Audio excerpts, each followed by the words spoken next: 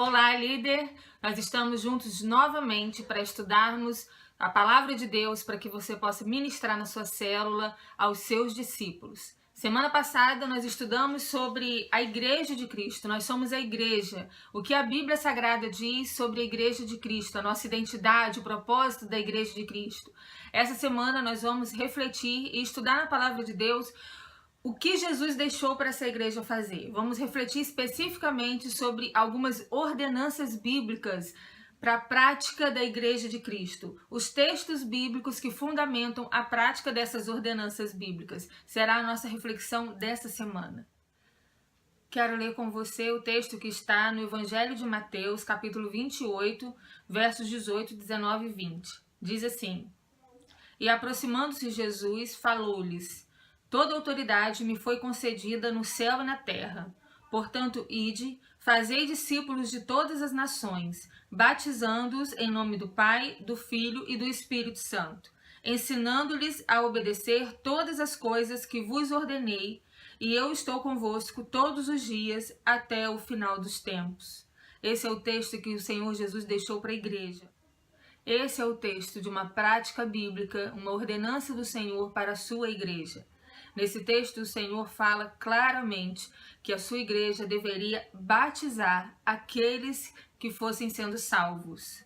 Portanto, ide, fazei discípulos de todas as nações, batizando-os em nome do Pai, do Filho e do Espírito Santo. Portanto, o batismo é algo que o Senhor Jesus deixou para nós registrado em sua palavra, é uma ordenança bíblica para a igreja cumprir o seu papel na terra. Nós temos que ir evangelizar, temos que alcançar vidas para o Senhor, levando a palavra de salvação, e essas vidas, quando se rendem ao Senhor Jesus por uma ação do Espírito Santo, através da nossa vida, que nós vamos levar esse anúncio, essas vidas, quando chegam até nós, elas, como nós falamos na semana passada, elas vão se tornar igreja, e a porta de entrada é o batismo. Então, o batismo é a primeira ordenança bíblica, prática, que Jesus deixa para a sua igreja na terra cumprir.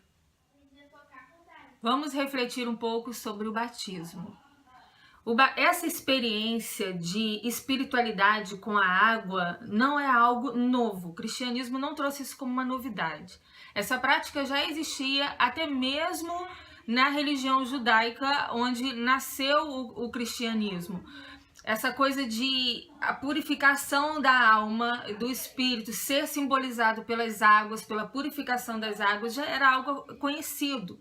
O Senhor Jesus traz o batismo como uma ordenança bíblica. Nós sabemos que João Batista, ele abriu o caminho para o Messias através da prática do batismo. Quando Jesus veio e se apresentou para cumprir o seu ministério, ele também se submeteu ao batismo, e ele trouxe o batismo para a sua igreja como uma prática efetiva, um sinal daqueles que se rendem à sua palavra de salvação, ao estilo de vida, que é um estilo de vida submisso à pessoa de Jesus. E o que o batismo simboliza?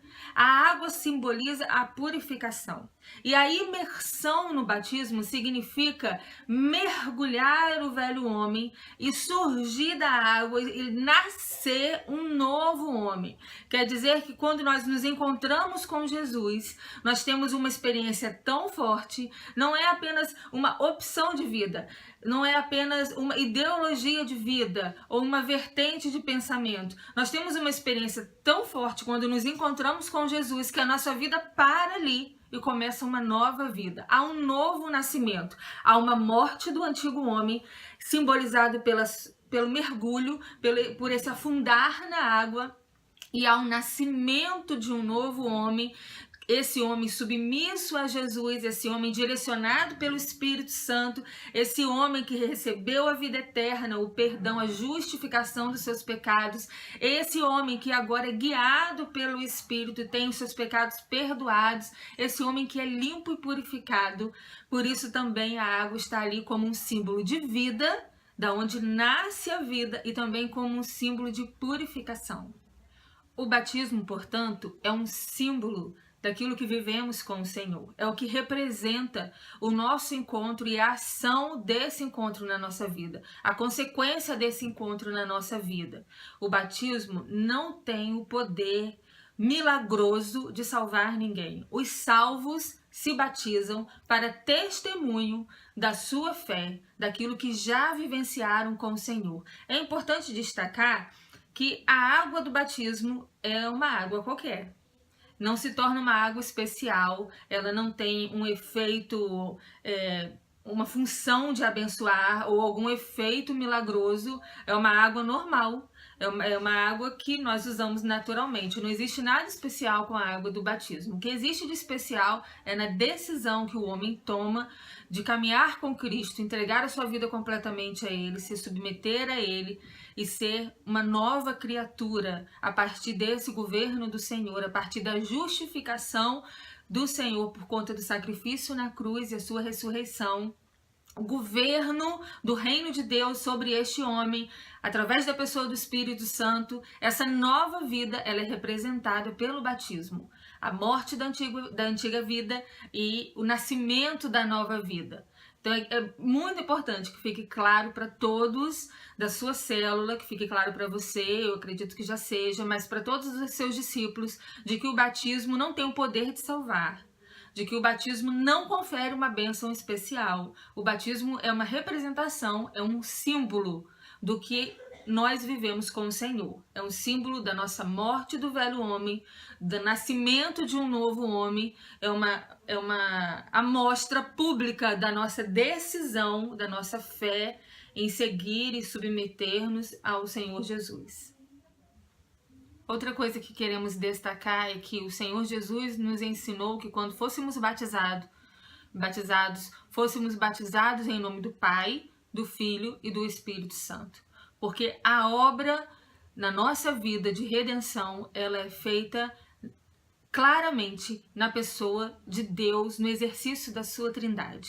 É uma obra feita pelo Pai, pelo Filho e pelo Espírito Santo. Por isso nós somos batizados em nome do Pai, do Filho e do Espírito Santo. É importante que você saiba também que através do batismo nos tornamos membro da comunidade, da família de Deus, membros da igreja local. O batismo é a porta de entrada e é a representação, o símbolo da nossa fé, do que experimentamos com o Senhor, é uma ordenança que o Senhor Jesus deixou para nós. A segunda ordenança que o Senhor Jesus deixou para nós, a sua igreja, é a ceia do Senhor. O Senhor pediu que nós nos batizássemos e pediu que nós comungássemos, estivéssemos juntos em memória dele. Eu quero ler com você um texto sobre esta ordenança da ceia do Senhor. Na primeira carta aos Coríntios, no capítulo 11, começando no verso 23 até o verso 29, diz assim sobre a ceia do Senhor. Recebi do Senhor o que também vos entreguei. O Senhor Jesus, na noite em que foi traído, tomou o pão, e depois de ter dado graças, o partiu e disse: Isso é o meu corpo, que é dado por vós. Fazei isso em memória de mim. Do mesmo modo, depois de comer, tomou o cálice, dizendo: Este cálice é a nova aliança no meu sangue. Fazei isto todas as vezes que o beberdes em memória de mim. Porque todas as vezes que comerdes deste pão e beberdes do cálice, proclamais a morte do Senhor até que ele venha. Por esta razão, quem comer do pão ou beber do cálice do Senhor de maneira indigna, será culpado de pecar contra o corpo e o sangue do Senhor. Examine, pois, o homem a si mesmo, e desta forma coma do pão e beba do cálice. Pois quem come e bebe, sem ter consciência do corpo do Senhor, come e bebe para sua própria condenação. Esse é o texto que fundamenta a nossa prática de ceia. Nós somos o corpo de Cristo, a família de Cristo, a igreja do Senhor. E para a igreja do Senhor, ele deixou uma ordenança, estabeleceu essa prática no nosso meio. A comunhão da mesa, do pão e do cálice do vinho, para nossa memória do seu sacrifício, o sacrifício do seu corpo, o sangue derramado por amor de nós, e anúncio e esperança do seu retorno para buscar a sua igreja. Tendo como princípio que o batismo é a porta de entrada para a igreja, então a ceia ela deve ser oferecida e quem deve participar da ceia são aqueles que se declararam Igreja de Cristo e entraram pela porta do batismo. Então, aqueles que são membros convictos dessa comunidade, aqueles que têm um compromisso de fé, eles devem cear a ceia de Cristo. É importante dizer também que o pão que nós comemos na ceia e o vinho que bebemos, eles também não guardam em si, não trazem em si nenhum poder de bênção. Assim como falamos da água do batismo, que é uma água como outra água qualquer, que representa o símbolo da nossa morte, do antigo homem e o nascimento de um novo homem submisso ao Senhor Jesus e batizado pelo Espírito Santo. O pão e o vinho, eles representam, eles simbolizam o corpo de Cristo e o sangue de Cristo. Não confere bênção. A bênção está na decisão de ser igreja, na comunhão com os irmãos. A bênção está na memória, em lembrarmos do sacrifício de Jesus como um corpo só. A bênção está em anunciarmos o retorno do Senhor Jesus. O pão que comemos, o vinho que tomamos são representantes, são simbólicos, são elementos que usamos para cumprir essa ordenança e representar a fé que vivemos, aquilo que está estabelecido a nossa fé. Então é importante que você saiba e deixe os seus discípulos bem conscientes de que quando eles comem o pão, eles estão comendo um pão. Quando eles bebem um vinho, é um vinho. Não existe algo mágico, algum poder diferenciado sobre aqueles elementos. O poder e a bênção está na nossa convicção de fé, na nossa prática de vida, de acordo com as palavras de Deus. Tanto o batismo como a ceia e o pão, a comer o pão e beber o vinho são elementos, são ordenanças do Senhor, são elementos simbólicos, uma prática que evidencia a nossa realidade espiritual, a nossa postura de fé. Meu querido líder, você tem a oportunidade de tratar de 2 assuntos muito importantes com a sua célula, com os seus discípulos. Você se batizou? Você já se posicionou? Você já tem uma posição de fé?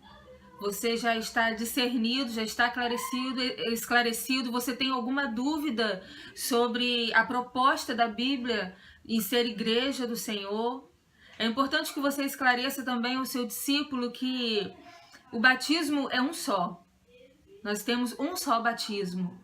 Portanto, se ele se lembra de ter se batizado num momento confuso de sua vida, ou se ele se afastou da presença do Senhor depois de ter se batizado, ele não tem necessidade de se batizar novamente, porque o batismo é um só. Esse é o momento também de você chamar os seus discípulos para entenderem a necessidade, a importância do zelo da comunhão, do zelo do nosso partir do pão. Esse é o momento de você trabalhar com os seus discípulos, os seus liderados, sobre a memória do sacrifício de Jesus.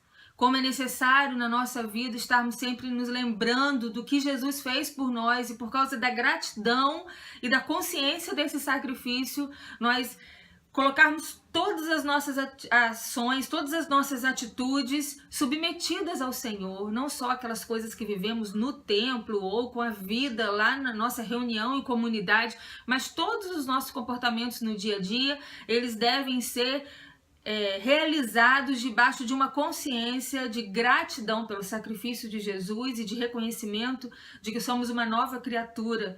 Então essa é a função do batismo, essa é a função da ceia do Senhor. Aproveite esse estudo, essa oportunidade para você conversar de forma individual com os membros da sua célula, o que representa o batismo para eles, para você conduzir algum membro da sua célula que já esteja convertido às águas do batismo, alguém que ainda não tenha se batizado.